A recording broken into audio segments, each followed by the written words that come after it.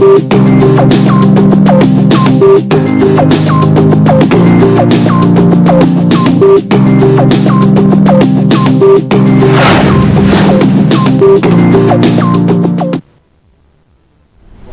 Afternoon, welcome to hello doctor. ఇవాల్టి hello doctor లో మనం డిస్కస్ చేసుకోబోయే టాపిక్ బ్రెయిన్ ట్యూమర్స్ కి సంబంధించి. అసలు బ్రెయిన్ ట్యూమర్స్ అంటే ఏంటి, ఎవరికి బ్రెయిన్ ట్యూమర్స్ వచ్చే అవకాశాలు ఉన్నాయి, వీటికి ఎలాంటి ట్రీట్మెంట్ ఉంది, ట్రీట్మెంట్ లో వచ్చిన లేటెస్ట్ టెక్నిక్స్ ఏంటి, ఇవన్నీ కూడా మనకు తెలియజేయడానికి డాక్టర్ రాజశేఖర్ రెడ్డి గారు ఉన్నారు, న్యూరో సర్జన్, హైటెక్ సిటీలోని యశోద హాస్పిటల్ నుంచి. వారిని అడిగి డీటెయిల్డ్ గా దీని గురించి అన్ని వివరాలు తెలుసుకుందాం. Hello doctor, welcome to our studio. Thank you. Right అండి, ఈ బ్రెయిన్ ట్యూమర్ అంటే క్యాన్సర్ అంటే ఎక్కువగా భయపడతారు. ఆ తర్వాత నాకు తెలిసి బ్రెయిన్ ట్యూమర్ అంటేనే చాలా భయపడతారు. అసలు ఈ బ్రెయిన్ ట్యూమర్ అంటే ఏంటి, ఎందుకు వస్తాయి, ఎవరిలో చూస్తున్నారు మీరు ఎక్కువగా? బ్రెయిన్ ట్యూమర్ అంటే బ్రెయిన్లో వచ్చే కణుతుల్ని బ్రెయిన్ ట్యూమర్ అంటారు. ఈ అన్ని ట్యూమర్స్ క్యాన్సర్స్ కాదు, కొన్ని రకాల ట్యూమర్స్ మాత్రమే క్యాన్సర్స్గా అంటాం. సాధారణంగా బ్రెయిన్లో 120 టైప్స్ ఆఫ్ బ్రెయిన్ క్యాన్సర్స్ అంతకంటే ఎక్కువే ఉంటాయి బ్రెయిన్ ట్యూమర్స్. దాంట్లో ఒక 10 to 20% ట్యూమర్స్ మాత్రమే క్యాన్సర్స్ అంటాము. మరి బ్రెయిన్ ట్యూమర్కి క్యాన్సర్కి తేడా ఏంటంటే మెదడులో వచ్చే కణుతులను అన్నిటినీ ట్యూమర్స్ అంటాము, కానీ ఏ కణుతులు అయితే చాలా తొందరగా పెరుగుతాయో అవి తీసేసినా మళ్ళీ మళ్ళీ వస్తాయో అలాంటి ట్యూమర్స్ని మాత్రమే బ్రెయిన్ క్యాన్సర్స్ అంటాము. సాధారణంగా ఈ brain tumours 4th to 5th decade తర్వాత ఎక్కువగా చూస్తూ ఉంటాము. అలాగే నెక్స్ట్ పీక్ వచ్చేసి 1st డికేడ్ ఆఫ్ లైఫ్లో చూస్తూ ఉంటాం, అంటే 10 సంవత్సరాల లోపలనే చూస్తూ ఉంటాం అన్నమాట. ఓకే, సాధారణంగా ఏ జబ్బులకైనా కానీ సిమ్టమ్స్ అనేవి ఉంటాయి కదండి, మరి బ్రెయిన్ ట్యూమర్ ఉన్న వాళ్ళకి కూడా ముందే సిమ్టమ్స్ తో దీన్ని ఐడెంటిఫై చేయొచ్చా మనం? చేయొచ్చు, తప్పకుండా. బ్రెయిన్ ట్యూమర్ లక్షణాలు చాలా పెక్యులర్ గాను చాలా క్యారెక్టరిస్టిక్ గాను ఉంటాయి. వాళ్ళు ఎక్కువగా తలనొప్పితో ప్రజెంట్ అవుతూ ఉంటారు. ఈ తలనొప్పి చాలా డల్గా, బోరింగ్గా, వేగ్గా, ఎక్కడి నుంచి వస్తుందో చెప్పలేని విధంగా ఉంటూ ఉంటుంది. ఈ తలనొప్పితో పాటు పేషెంట్స్కి వామిటింగ్స్ అవుతూ ఉంటాయి. ఆ వామిటింగ్ అయిన తర్వాత పేషెంట్ విపరీతమైన తలనొప్పితో డాక్టర్ దగ్గరికి వెళ్ళడం జరుగుతూ ఉంటుంది. అయితే ఇంకొక పెక్యులారిటీ హెడేక్ ఏంటంటే ఇది ఎర్లీ మార్నింగ్ ఎక్కువ వస్తూ ఉంటుంది. బ్రెయిన్ ట్యూమర్తో వచ్చిన తలనొప్పి నిద్రలో నుంచి లెగిసిపోతారు వాళ్ళు. ఎప్పుడైతే పేషెంట్ నిద్రలోనే తలనొప్పితో లెగుస్తారో అది చాలా సీరియస్ హెడేక్గా పరిగణించాలి. సాధారణంగా అందరికీ తలనొప్పి నిద్రపోతే తగ్గుద్ది, కానీ బ్రెయిన్ ట్యూమర్స్ ఉన్న వాళ్ళకి నిద్రపోయినా తలనొప్పి తగ్గదు, యాక్చువల్గా నిద్రలోంచి లెగిసిపోతారు. దాని తర్వాత రెండో కామన్ ఫీచర్ ఏంటంటే వాళ్ళకి ఫిట్స్ వస్తూ ఉంటాయి.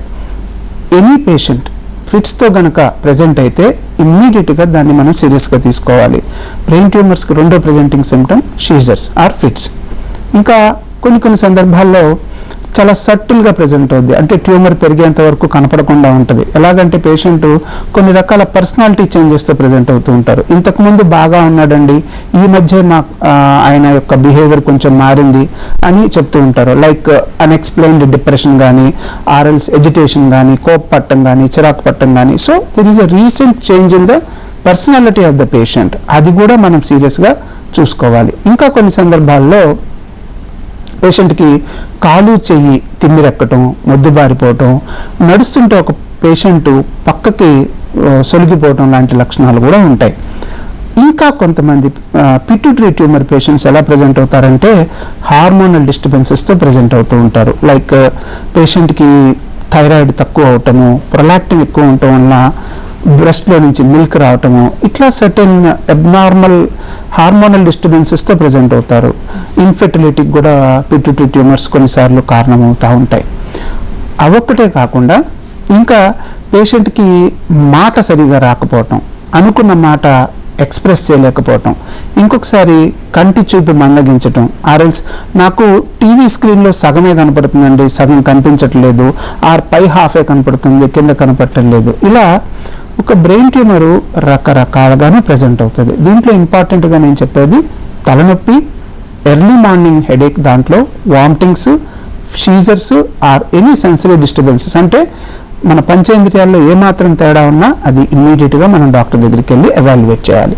ఓకే, మీకున్న ఎక్స్పీరియన్స్లో మీ దగ్గరికి వచ్చే పేషెంట్స్లో ఈ సిమ్టమ్స్ ఐడెంటిఫై చేసి ఇది జబ్బు ఇది అని వచ్చే వాళ్ళ సంఖ్య ఎక్కువ ఉందా, లేకపోతే వాళ్ళకున్న సిమ్టమ్స్ ను చూపించుకోవడానికి వచ్చినప్పుడు ఇది బ్రెయిన్ ట్యూమర్ అని ఐడెంటిఫై చేసిన కేసెస్ ఎక్కువ? రెండు రకాలుగానే ఉంటారండి. కొంతమంది ఏమో చిన్న చిన్న సిమ్టమ్స్ కూడా నాకు బ్రెయిన్ ట్యూమర్ ఉందా డాక్టర్ గారు అని చెప్పి క్వశ్చన్ వెళ్తూ ఉంటారు. కొంతమంది ఎన్ని సిమ్టమ్స్ ఉన్నా చాలా లేట్ గా ప్రజెంట్ అవుతూ ఉంటారు. దీనికి కారణము ప్రజల్లో అవేర్నెస్ లో వైడ్ వెరైటీ ఉండటం. కొంతమంది ఏమో చాలా అవేర్ గా ఉంటారు, ఎక్కువగా చదువుకుని ఎక్కువగా వింటూ ఉంటారు. కొంతమంది ఏంటంటే ఎన్ని సిమ్టమ్స్ వచ్చినా చాలా డిలేడ్ గా ప్రజెంట్ అవుతారు. ఈ రెండు చాలా మంచివి కాదు. సో ఎప్పుడైనా ఏదైనా పెక్యులర్గా సిమ్టమ్స్ కనిపిస్తే మాత్రమే తొందరగా డాక్టర్కి వెళ్ళి చూపించుకోవటం మంచిది. ఎందుకంటే బ్రెయిన్ ట్యూమర్ కనుక ఎర్లీగా డయాగ్నోస్ చేస్తే మనం ట్రీట్మెంట్ ఇప్పుడున్న అడ్వాన్సెస్తో చాలా సులువుగా నయం చేయొచ్చు అన్నమాట. అదే లేట్గా డయాగ్నోస్ చేసామంటే ట్రీట్మెంట్ కూడా డిఫికల్ట్గా ఉంటుంది, ప్రోగ్నోసిస్ అంత బాగోదు. ఓకే, సో ఇప్పటి వరకు ఉన్న కేసెస్ లో పర్టికులర్ గా ఈ ఏజ్ గ్రూప్ వాళ్ళలో ఎక్కువగా చూస్తున్నాం అన్నట్టుగా ఏమైనా ఉందా, లేకపోతే ఎవరికైనా? అవును, 4th డికేడ్ నుంచి బ్రెయిన్ ట్యూమర్ ఇన్సిడెన్స్ చాలా ఎక్కువ ఉంటుంది. అంటే 1,00,000 మంది పేషెంట్స్ లో 30 మంది వాళ్ళ లైఫ్ టైంలో బ్రెయిన్ ట్యూమర్ వచ్చే అవకాశం ఉంటుందన్నమాట. అంటే రిలేటివ్ గా తక్కువే, బట్ 30 మంది అని మనం మాట విన్నప్పుడు మాత్రం అది ఎక్కువ నంబర్ గా అనిపిస్తుంది. బట్ 1,00,000 లో 30 people, so they are less. Okay, and compare to male and female లో ఇద్దరిలో కంపేర్ చేస్తే సమానంగానే ఉంటాయండి. ఈ బ్రెయిన్ ట్యూమర్ లో పెద్దగా వేరియేషన్ ఉండదు. ఓకే, పర్టికులర్ రీజన్ ఏమైనా ఉందా బ్రెయిన్ ట్యూమర్ కి? బ్రెయిన్ ట్యూమర్స్ రావడానికి ఫలానా అని కారణం చెప్పలేమండి, కానీ ఎక్కువగా ఇది జన్యువుల్లో ఉన్న మార్పుల వల్ల వస్తూ ఉంటుంది. అలాగే ఎన్విరాన్మెంటల్ ఫ్యాక్టర్స్, ఈ రెండు కలిపే మనకి బ్రెయిన్ ట్యూమర్స్ వస్తాయి. సాధారణంగా జన్యువులు అనే మాట ఎత్తంగానే అందరూ ఇది వంశపారంపర్యమా అని అడుగుతారు. జన్యువులు అన్నంత మాత్రాన వంశపారంపర్యం కాదు. మనం పుట్టినప్పుడే మన సెల్ ఒక సెల్ నుంచి మన బాడీ తయారవుతుంది. అంటే సెల్ డివైడ్ అయ్యి ఇంకో సెల్ని ప్రొడ్యూస్ చేస్తూ ఉంటుంది. ఈ ప్రాసెస్లో జరిగే జెనెటిక్ అబ్నార్మాలిటీ వల్ల మన బాడీలో ట్యూమర్స్ అనేవి కంటిన్యూస్గా ప్రొడ్యూస్ అయ్యే అవకాశాలు ఉంటాయి. కానీ మన బాడీలో ఇన్ఫెక్షన్ని కంట్రోల్ చేయడానికి ఉండే సిస్టమ్ లాగానే ట్యూమర్స్ని కంట్రోల్ చేసి వాటిని ఎప్పటికప్పుడు నలిఫై చేసే ఒక సిస్టమ్ ఉంటుంది. మనం పెరిగే కొద్దీ అటువంటి జీన్స్లో ఏమైనా తేడాలు వస్తే మన బాడీలో ఉత్పన్నమైన ట్యూమర్ని చెక్ చేయలేని సిస్టమ్ మనకి ఒక డెఫిషియన్సీ ఏర్పడుతుంది. అప్పుడు అన్కంట్రోలబుల్గా సెల్స్ డివైడ్ అవటం వల్ల ట్యూమర్స్ వస్తూ ఉంటాయి అన్నమాట. అలాగే కొన్నిసార్లు మనం చుట్టూ ఉన్న ఎన్విరాన్మెంట్, అయితే చిన్నప్పుడే మనం ఎక్కువ రేడియేషన్కి ఎక్స్పోజర్ అయినా, లేకపోతే వేరే వేరే కారణాల వల్ల క్యాన్సర్స్ వచ్చి అది బ్రెయిన్కి పాకటం వల్ల మనకి బ్రెయిన్ ట్యూమర్స్ వస్తూ ఉంటాయి. అంతకు మించి వంశపారంపర్యంగా వచ్చే జబ్బులు లెస్ దాన్ 5% అనే చెప్పగలుగుతాం బ్రెయిన్ ట్యూమర్స్ లో. ఓకే, సో ఈ బ్రెయిన్ ట్యూమర్స్ లో అన్ని ఒకే రకమైన బ్రెయిన్ ట్యూమర్స్ అంటే ఒకటేనా, లేకపోతే రకరకాల ట్యూమర్స్ ఉంటాయా? చెప్పాను కదండి, బ్రెయిన్ లో more than 120 varieties of tumours ఉంటాయి. సాధారణంగా బ్రెయిన్ ట్యూమర్ అనగానే మనం చాలా ఫ్రీజ్ అయిపోతాం, భయపడిపోతాం. కానీ అన్ని రకాల బ్రెయిన్ ట్యూమర్స్ ప్రమాదం కాదు. దాంట్లో 10 నుంచి 20% వరకు ఉండే ట్యూమర్లు మాత్రమే క్యాన్సర్లు, మిగతావన్నీ బినైన్ ట్యూమర్స్. మిగతావన్నిటినీ గనక మనము సకాలంలో ఐడెంటిఫై చేసి ఎర్లీగా ట్రీట్మెంట్ తీసుకుంటే డెఫినెట్గా cure is possibility in 80% of the brain tumours, which is a good number. Okay, so patient మీ దగ్గరికి వచ్చాక అంటే ఎట్లా డయాగ్నోస్ చేశారు ఫస్ట్? ఎవరైతే పేషెంట్స్ వచ్చి మాకు బ్రెయిన్ ట్యూమర్ సస్పెక్టెడ్ సింటమ్స్ చెప్తారో వాళ్ళకి ఫస్ట్ సిటీ స్కాన్ కానీ ఒక ఎంఆర్ఐ కానీ చేస్తాము. దాంట్లో మనకి క్లియర్గా కనపడుతుంది ఏదైనా ట్యూమర్ ఉంటే కనుక. ఇక ఒక ట్యూమర్కి సర్జరీ చేయాలంటే వాళ్ళ వర్కప్ వేరుగా ఉంటుంది. ఇప్పుడు లేటెస్ట్గా ఎంతవరకు మేము ఇన్వెస్టిగేట్ చేస్తామంటే ఎంఆర్ఐలోనే రకరకాల టెక్నిక్స్ ఉన్నాయి. దాంట్లో MRI with contrast and spectroscopy చేయటం వల్ల ఆ ట్యూమర్ క్యాన్సరా కాదా అనేది ఎంఆర్ఐ ద్వారానే 99% ఎక్యురసీతో చెప్పగలుగుతాం. దాని తర్వాత కూడా ఇప్పుడు హై అండ్ ఎంఆర్ఐ మిషన్స్లో దాంతోపాటు మనము ఫంక్షనల్ ఎంఆర్ఐ అండ్ ఎంఆర్ఐ ట్రాక్టోగ్రఫీ అనే ఒక స్పెషల్ సీక్వెన్సెస్ కూడా చేస్తాం. దానివల్ల ట్యూమర్ ఉన్న లొకేషన్ ఏంటి, ఆ tumour important structures of the బ్రెయిన్కి ఎంత దూరంలో ఉంది, అది ఎలా డిస్ప్లే చేస్తుంది, ఇవన్నీ యొక్క ఇన్ఫర్మేషన్ ఆపరేషన్కి ముందే మేము పూర్తిగా తెలుసుకుంటాము. దీనివల్ల ఆపరేషన్ చేయడంలో అది చాలా ఉపయోగపడుతుంది అన్నమాట. పేషెంట్ కండిషన్ ఎట్లా ఉంటుందండి ఒక్కసారి ట్యూమర్ సస్పెక్ట్ చేసినాక వాళ్ళకి మీరు చెప్పడం కానీ వాళ్ళు రిసీవ్ చేసుకోవడం కానీ? సాధారణంగా బ్రెయిన్ ట్యూమర్ డయాగ్నోజ్ అయిన తర్వాత పేషెంట్ ఫ్యామిలీ చాలా యాంగ్జైటీకి గురవుతారు. దీంట్లో ఫస్ట్ డినైల్గా ఉంటారు, అంటే నేను చెప్పింది నమ్మటానికే ఇష్టపడరు, చాలా భయపడుతూ ఉంటారు. అలా కొన్ని రోజులు గడుస్తుంది. దాని తర్వాత మెల్లగా దాన్ని యాక్సెప్ట్ చేస్తారు. యాక్సెప్ట్ చేసిన తర్వాత నెక్స్ట్ ఏం చేయాలనే మాట వస్తారు. సో ఈ ప్రాసెస్ డాక్టర్ని వాళ్ళ దగ్గరే ఉండి వాళ్ళకి అర్థమయ్యేటట్టు చెప్పాలి, కొంచెం టైం ఇవ్వాలి, వాళ్ళకి ధైర్యం చెప్పాలి.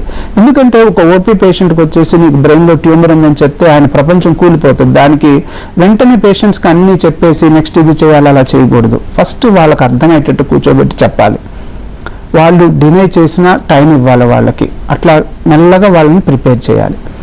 తర్వాత వాళ్ళకి సర్జరీ అనే ఆప్షన్ ఎంతవరకు అవసరమో, ఎలా ఉపయోగపడుతుంది అనేది వాళ్ళకి ఎక్స్ప్లెయిన్ చేయాలి. ఇక సర్జరీ ఎలా చేస్తామో కూడా వాళ్ళకి డీటెయిల్గా చెప్తాం. ఈ బ్రెయిన్ ట్యూమర్ సర్జరీ అనేది ఒకప్పుడు బ్రెయిన్ సర్జరీస్ అంటే almost it's impossible or near death experience. But ఇప్పుడున్న అంటే ఒక 2-3 డికేడ్స్లో చాలా ర్యాపిడ్గా ఇంప్రూవ్ అయింది. First patient fit for the surgery ఉంటాడా లేదా చూస్తాం.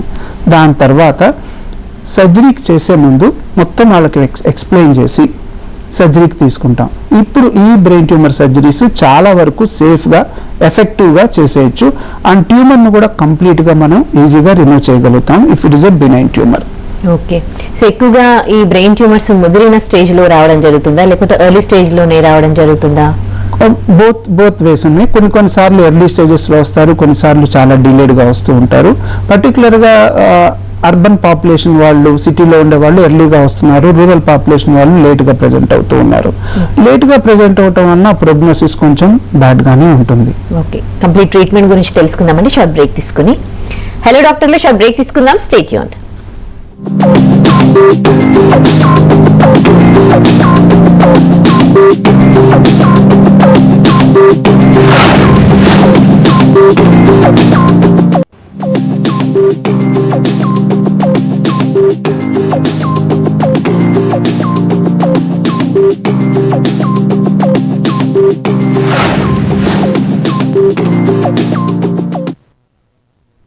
Back to hello doctor. Yeah doctor గారు, ఈ బ్రెయిన్ ట్యూమర్లో కూడా గ్రేడ్స్ ఉంటాయా? ఏ గ్రేడ్లో వస్తే ఎట్లా ఉంటుంది ట్రీట్మెంట్ అనేది?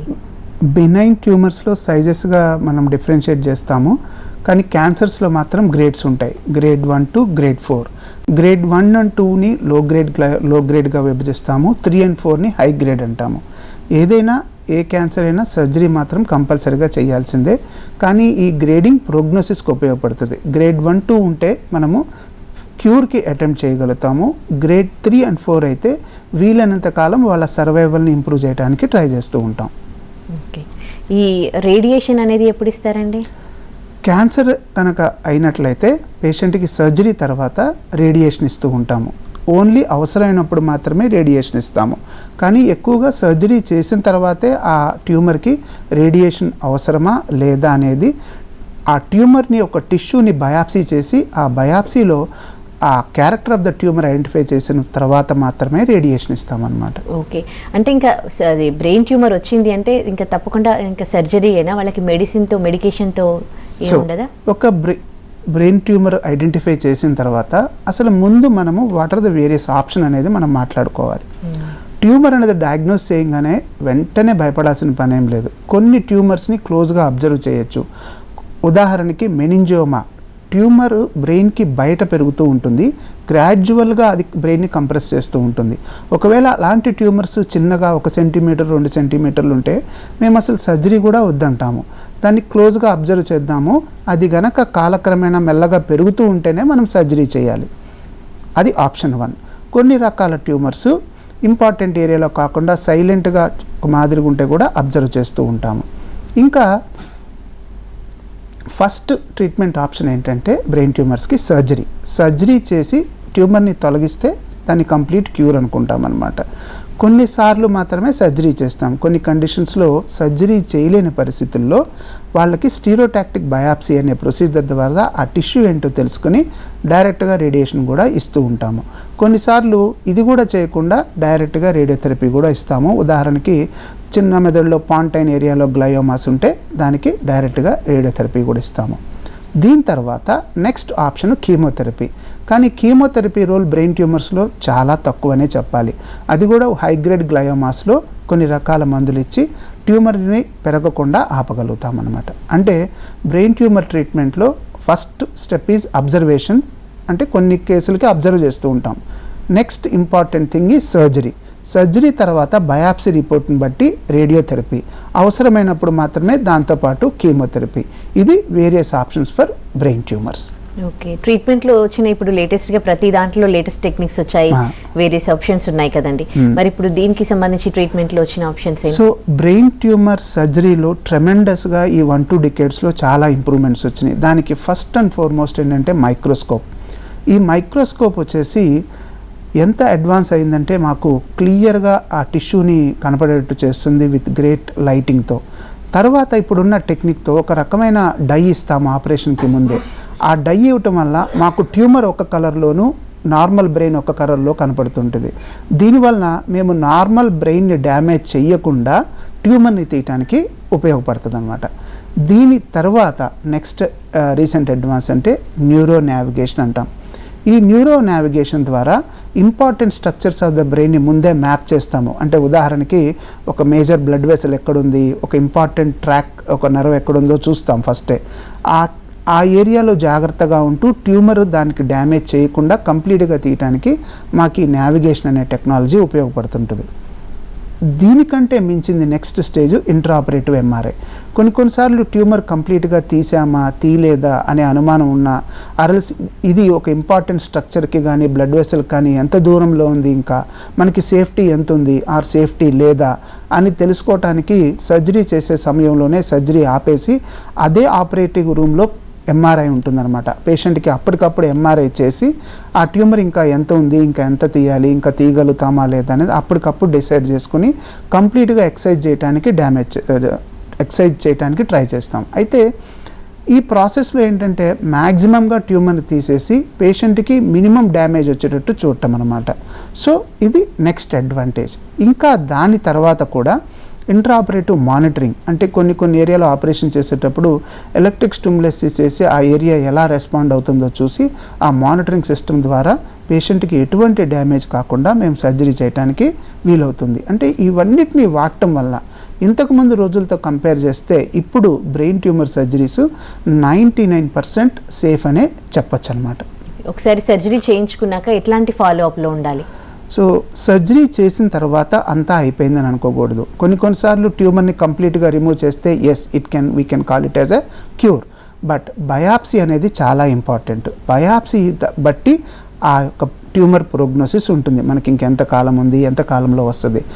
కంపల్సరీగా డాక్టర్ ఫాలోఅప్లో ఉండాలి. ఫస్ట్ 3 months కానీ, తర్వాత 6 months, తర్వాత 1 year, తర్వాత ఎవ్రీ ఇయర్. ఒకవేళ బయాప్సీ రిపోర్ట్లో క్యాన్సర్ లక్షణాలు కనుక ఉంటే కనుక అప్పుడు మనము దాన్ని రేడియేషన్ ద్వారా ఫాలోఅప్ చేసుకోవాలి. ఈ రేడియేషన్ అనేది డిసైడ్ చేస్తాం మేము ఎలా ఇవ్వాలి, ఎంత డోస్ ఇవ్వాలి, ఎన్ని రోజులు ఇవ్వాలనేది ట్యూమర్ యొక్క క్యారెక్టర్ని బట్టి డిసైడ్ చేస్తాము. దాంట్లో కూడా చాలా వరకు మార్పులు వచ్చినాయి. ఇంతకుముందు రేడియేషన్ ఇవ్వటం అంటే జుట్టంతా ఊడిపోయి పేషెంట్ చాలా సిక్ అయిపోయి, రేడియేషన్ ఇచ్చిన తర్వాత పేషెంట్ యొక్క కాగ్నిటివ్ ఎబిలిటీ అంటే మాట, బిహేవియర్ చాలా డ్యామేజ్ అయిపోయేది. కానీ ఇప్పుడు రేడియేషన్ టెక్నాలజీ ఎంత ఇంప్రూవ్ అయిందంటే కరెక్ట్గా పిన్ పాయింట్గా ట్యూమర్కి మాత్రమే రేడియేషన్ ఇచ్చి మిగతా పార్ట్ ఆఫ్ ద బ్రెయిన్ని ప్రొటెక్ట్ చేయటం వలన లీస్ట్ సైడ్ ఎఫెక్ట్స్తో రేడియేషన్ని మనము డెలివర్ చేయగలుగుతున్నాం. దాంతోపాటు పాత రోజుల్లో 28 days రేడియేషన్ ఇచ్చేవారు, అంటే వారానికి 5 రోజులు చొప్పున ఇస్తూ పోతూ ఉండాలి. కానీ కొన్ని రకాల ట్యూమర్లకి ఇప్పుడు మనం ఒకరోజే రేడియేషన్ ఇవ్వగలుగుతాము, కొన్నిసార్లు 5 daysతోనే రేడియేషన్ కంప్లీట్ చేయగలుగుతాం అన్నమాట. అంటే వన్స్ ట్యూమర్ తీసేశాక మళ్ళీ ఇన్ ఫ్యూచర్లో మళ్ళీ ట్యూమర్స్ వచ్చే అవకాశాలు ఉన్నాయన్నమాట. అది ఎలా తెలుస్తుంది అంటే మనం చేసిన బయాప్సీ రిపోర్ట్ని బట్టి ఉంటుంది. కొన్ని సందర్భాల్లో ట్యూమర్లు మళ్ళీ వస్తాయి. అందుకని వాళ్ళు రెగ్యులర్గా ఫాలోఅప్లో ఉండి ఇయర్కి ఒకసారన్నా డాక్టర్తో చెకప్ చేయించుకుని ఆ లీజన్ని ఎంఆర్ఐ ద్వారా ఫాలోఅప్ అవుతూ ఉండాలి. ఎందుకంటే ఈసారి ట్యూమర్ రికరెన్స్ని చాలా ఎర్లీగా కనుక ఐడెంటిఫై చేస్తే మనము దాన్ని మ్యానిపులేట్ చేసి ట్రీట్ చేయడానికి ఈజీగా ఉంటుంది. ఇందాక మీరు లక్షణాలు చెప్పారు, ఆ లక్షణాలు మిగతా అదర్ ఇప్పుడు సైనస్ కావచ్చు, ఇంకా కొంతమందికి అంటే పార్శ్వ నొప్పి అంటూ ఉంటారు, అలాంటి వాటిల్లో కూడా సేమ్ సిమ్టమ్స్ ఉంటాయి కదా? మంచి ప్రశ్న. ఇది అందరూ చాలా రకాల తలనొప్పుల్ని బ్రెయిన్ ట్యూమర్ తలనొప్పి కన్ఫ్యూజ్ అవుతూ ఉంటారు. మళ్ళీ నేను చెప్తాను, అన్ని నొప్పులు బ్రెయిన్ ట్యూమర్ నొప్పులు అన్ని తలనొప్పి బ్రెయిన్ ట్యూమర్గా ఉండదు. పెక్యులర్గా ఈ హెడేక్ ఎర్లీ మార్నింగ్ వస్తూ ఉంటుంది, వామిటింగ్స్ అవుతూ ఉంటాయి, అసోసియేటెడ్గా డెఫినెట్గా ఏదో ఒక లక్షణం ఉంటుంది. పేషెంట్కి ఫిట్ రావటం కానీ, కాళ్ళు చేతులు తిమ్మిర్లు ఎక్కటం, మొద్దుబారిపోవటం, మాట తేడా రావటం, బిహేవియర్లో చేంజెస్ అవ్వటం, కాళ్ళు చేతులు తిమ్మిర్లు ఎక్కి నడవలేకపోవటం లాంటిది గ్యారంటీగా అసోసియేటెడ్గా ఉంటుంది. కానీ పార్శ్వ నొప్పి, మామూలు నొప్పుల్లో తలనొప్పి మాత్రమే చెప్తారు, ఒకసారి వాంతు చెప్తారు, కానీ వాళ్ళల్లో పాజిటివ్ సిమ్టమ్స్ ఏమీ ఉండవు. వాళ్ళు దాన్ని బట్టి మేము డిసైడ్ చేస్తాం ఇది సింపుల్ హెడేకా, కాంప్లెక్స్ హెడేకా అని. ఓకే, అంటే ఎట్లాంటి జాగ్రత్తలు తీసుకుంటే ఈ బ్రెయిన్ ట్యూమర్స్ రావు అంటే? సో బ్రెయిన్ ట్యూమర్స్ రాకుండా మనము జాగ్రత్తలతో నివారించలేమండి, కానీ ఇక్కడికి ఇంపార్టెంట్ ఉంది. బ్రెయిన్ ట్యూమర్స్ ప్రైమరీగా బ్రెయిన్లో వచ్చేదాన్ని మనం ఆపలేం, కానీ సెకండరీ బ్రెయిన్ ట్యూమర్స్కి కారణము బాడీలో ఇంకొక చోట ట్యూమర్స్ వచ్చి అవి సెకండరీగా బ్రెయిన్కి పాకుతూ ఉంటాయి. యాక్చువల్గా second most common cause of the brain tumours ఇవి. ముఖ్యంగా చెప్పాలంటే లంగ్లో వచ్చే ట్యూమర్స్, స్టమక్లోను, లేకపోతే కోలాన్లోను, లేకపోతే బ్రెస్ట్లోను వచ్చే ట్యూమర్స్ రక్తంలోకి ఎంటర్ అయ్యి అక్కడి నుంచి బ్రెయిన్లోకి పాకుతూ ఉంటాయి. ఇవి కూడా బ్రెయిన్ ట్యూమర్స్గానే అంటూ ఉంటాం. సో వాటిని నివారించడం ద్వారా బ్రెయిన్ ట్యూమర్స్ కూడా నివారిస్తాం. వాటికి గల కారణాలంటే స్మోకింగ్, ఇవన్నీ కారణాలు. వాటిని ఆపేయటం ద్వారా మనం ఇండైరెక్ట్గా బ్రెయిన్ ట్యూమర్స్ని కూడా కొంతవరకు ఆపగలుగుతాం. అయితే బ్రెయిన్ ట్యూమర్స్ గురించి నేను చెప్పేది ఏంటంటే, ఎర్లీగా డాక్టర్ దగ్గరికి వెళ్ళటం వలన ట్యూమర్స్ చాలా స్మాల్ సైజులోనే ఐడెంటిఫై చేసి బెస్ట్ రిజల్ట్స్ ట్రై చేయొచ్చు వాటిలో. ఓకే, కొన్నింటికి మనకి ముందే ఐడెంటిఫై చేయడానికి అండ్ రాకుండా నివారించడానికి మనకి అంటే టెస్ట్ లాంటివి ఏమైనా చేయించుకుంటూ ఉంటారుగా, ఇయర్లీ వన్స్ అట్లా, అలాంటిది ఏం లేదా వీటికి? అయితే బ్రెయిన్ ట్యూమర్కి స్పెసిఫిక్గా స్క్రీనింగ్ ప్రోగ్రామ్స్ అంటూ ఎటువంటివి చేయం, కానీ అనుమానం ఉన్న వ్యక్తిని ఇంకొక వేరే వాళ్ళకి ఆల్రెడీ క్యాన్సర్ కనుక ఉంటే కనుక వాళ్ళు రెగ్యులర్గా పెట్ సిటీ ఎలానే చేయించుకుంటారు. దాంతోపాటు ఎంఆర్ఐ బ్రెయిన్ లాంటిది చేయించుకోవటం వల్ల ఎర్లీగానే వాటిని ఐడెంటిఫై చేయడానికి అవకాశం ఉంటుంది. కానీ హై లెవెల్ ఆఫ్ సస్పిషియస్ ఉన్నప్పుడే మాత్రమే మేము రెగ్యులర్గా ఎంఆర్ఐ అడ్వైజ్ చేసి వాటిని ఫాలో అవుతూ ఉంటాం. ఓకే, అంటే పేషెంట్ కండిషన్ గురించి మీరు, అంటే పేషెంట్కి ట్యూమర్ అది ఉంది అని తెలిసాక వాళ్ళు భయపడతారని మీరు చెప్పారు కదా, మరి వాళ్ళ కండిషన్ నుంచి, ఆ కండిషన్ నుంచి బయటికి రావడానికి ఒక డాక్టర్స్గా మీరు ఎట్లా వాళ్ళతో మాట్లాడతారు? అవునండి, చాలా ఎంపాథెటిక్గా ఉండాలి. అంటే వాళ్ళని నిజంగా అర్థం చేసుకోవాలి ఆ క్షణంలో. సో ఒక డాక్టర్గా వెంటనే వాళ్ళకి సబ్జెక్ట్ అంతా చెప్పి వాళ్ళకి ఏం చేయాలో నెక్స్ట్ అలా చెప్పడం కంటే ఫస్ట్ వాళ్ళకి చెప్పే ముందు ఒక సెకండ్ ఆగి అదే మనకు వస్తే ఎలా రియాక్ట్ అవుతాం అనేది డాక్టర్ ఆలోచించాలి. వాళ్ళకి ఈ న్యూస్ అనేది చాలా బ్యాడ్ న్యూస్, దాన్ని చాలా మెల్లగా వాళ్ళకి అర్థమయ్యేటట్టు చెప్పాలి. ముఖ్యంగా ఫస్ట్ పేషెంట్ని బయటకు పంపించేసి వాళ్ళ ఫ్యామిలీ మెంబర్స్తో స్లోగా గ్రాడ్యువల్గా దాని తీవ్రతను ఎక్స్ప్లెయిన్ చేయాలి. తరువాత వాళ్ళ కాన్ఫిడెన్స్ని మనం పొందాలి. వాళ్ళు ఎలా ఫీల్ అవుతున్నారు, వాళ్ళకి నిజంగా మనము వాళ్ళకొక భరోసా ఇవ్వాలి, ఇది మనం చేయగలుగుతాము. ఇది ఒక డిఫికల్ట్ జర్నీ డెఫినెట్గా, బట్ మనం జాగ్రత్తగా చేస్తే దీంట్లోంచి మనం బయటపడగలుగుతామనే నమ్మకాన్ని పేషెంట్ ఫ్యామిలీకి ఫస్ట్ కలిగించాలి. వాళ్ళకి కొంచెం సమయం ఇవ్వాలి ఆలోచించుకోవటానికి. తర్వాత పేషెంట్ కూడా చిన్నగా ఎక్స్ప్లెయిన్ చేయాలి, మీరు భయపడాల్సిన పని లేదు. సర్జరీ అంటే ముఖ్యంగా ఎక్కువ మంది భయపడతారు, రేడియేషన్ గురించి భయపడరు కానీ సర్జరీ గురించి ఎక్కువ భయపడతారు. కానీ యాక్చువల్గా సర్జరీయే చాలా సేఫ్.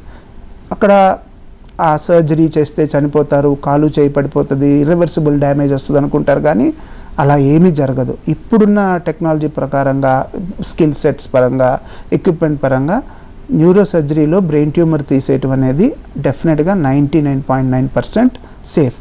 ఓన్లీ ప్రాబ్లం ఏంటంటే సర్జరీ చేసేసిన తర్వాత బయాప్సీ రిపోర్ట్ క్యాన్సర్ అని వస్తేనే కొంతవరకు ఇబ్బంది, but otherwise rest of the brain tumors అన్నిటినీ చాలా ఎఫిషియెంట్గా సక్సెస్ఫుల్గా ట్రీట్ చేయొచ్చు. I can say 80% of the tumors are definitely can be curable. Only 20% of the tumors మాత్రమే మనము క్యూర్ చేయలేము. Right, thank you so much అండి. మాకు బ్రెయిన్ ట్యూమర్ గురించి అవగాహన కల్పించి ట్రీట్మెంట్లో వచ్చిన లేటెస్ట్ టెక్నిక్స్ గురించి కూడా తెలియజేశారు. Thank you. థ్యాంక్ యూ అండి, థ్యాంక్ యూ. ఇది వాటి hello doctor. Stay tune to NTV.